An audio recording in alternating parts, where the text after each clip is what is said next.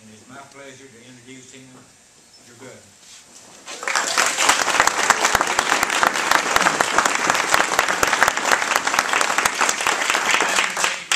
It's an honor to be here and feel pretty much at home in the feed store. So here's the one rule: if somebody comes in here that needs some cubes, y'all get out of the way and let them get it out the door and get the feeding done. We don't want to stop any economic development in Texarkana. So anyway, to Jim and Robin, much obliged. Thank you for opening up your business for us here.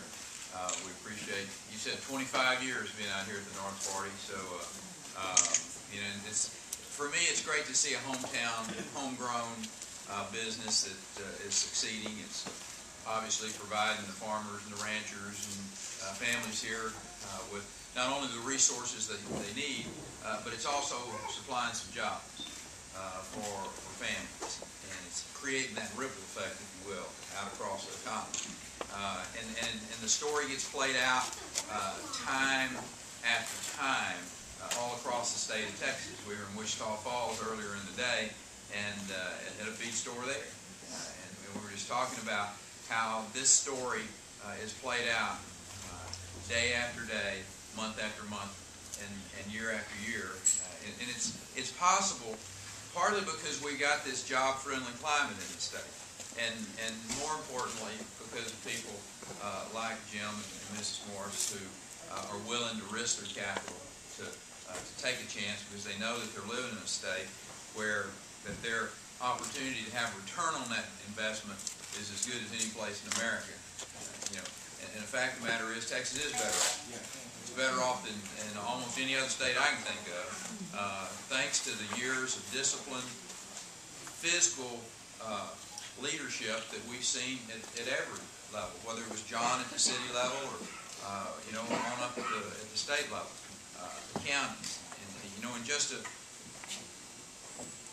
few short weeks, Republicans all across this state are going to have the opportunity to select their candidate for governor.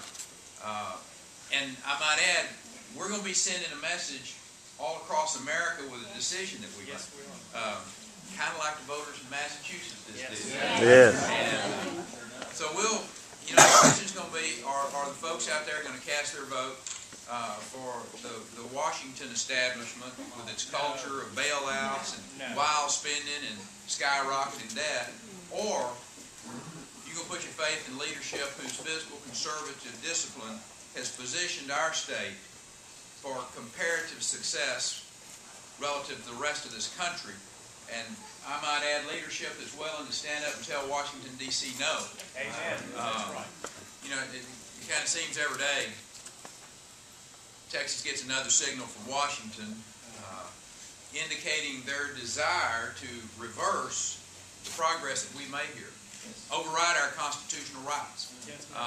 Whether they're contemplating laws and regulations that will cripple our energy industry, like that cap-and-trade legislation, or hatching health care plans that will not only diminish care, but cost us billions of dollars in the future. Washington just seems to be careening out of control. And as usual, folks in Washington are spending money they don't have on solutions that they haven't thought through for problems that they don't really understand. All, I think, so that they can make us more dependent upon them. You know, it'd be funny, sweetie, if it wasn't your future that they're dealing with. I mean, the fact of the matter is, it's almost humorous, the tack that they've taken if it wasn't such a threat to our economy.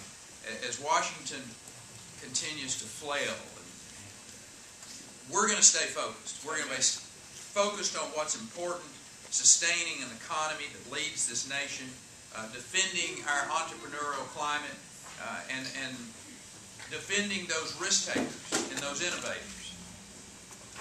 And I'm not saying that we're not, that somehow or another we're not impacted, that we're immune from this crisis that's out there, because there are way too many Texans who are very concerned about the challenges that face their families, that they've lost jobs.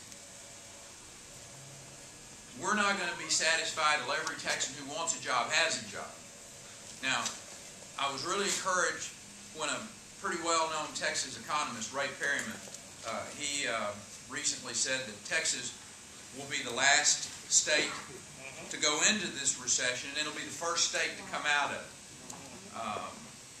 So he pointed to the job growth as an indicator of that we've had job growth in the 3 of the last 6 months in this state. And the fact that our unemployment numbers are almost 2 percentage points below the national average.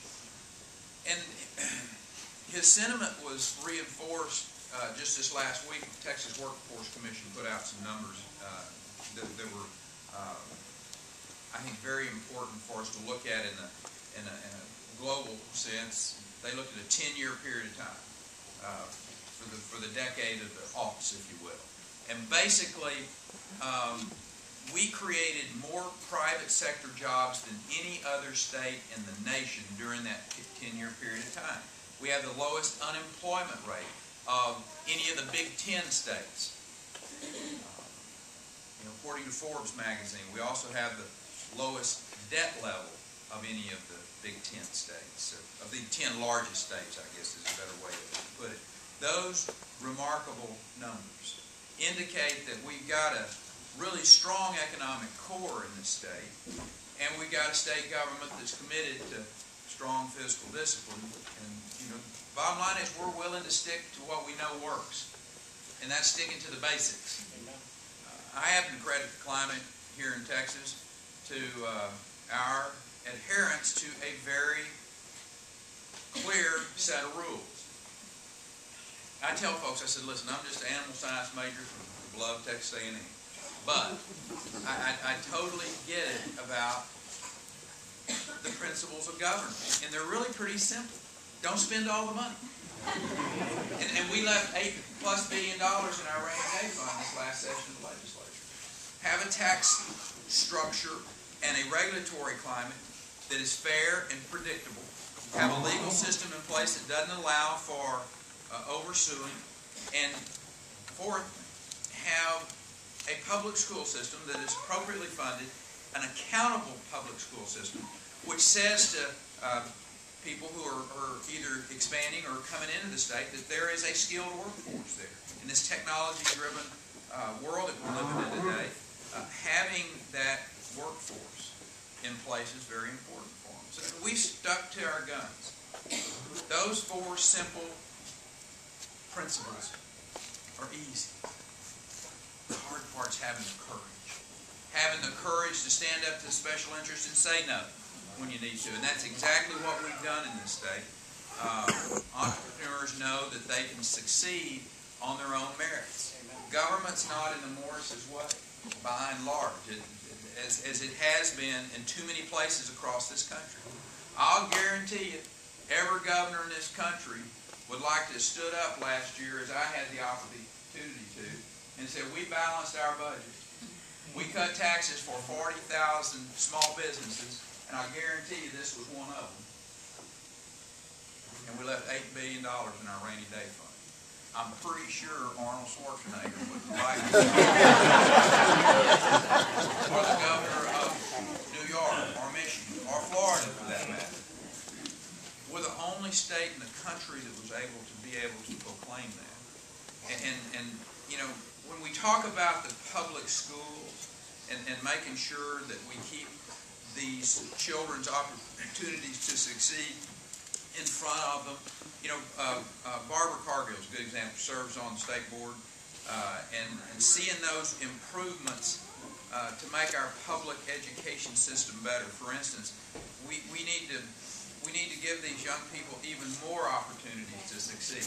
For instance, last week I called for the expansion of our STEM academies: science, technology, engineering, and math. Those areas of those disciplines, shall we call it, that we need to really focus on. I want to double the number of STEM academies we have in this state.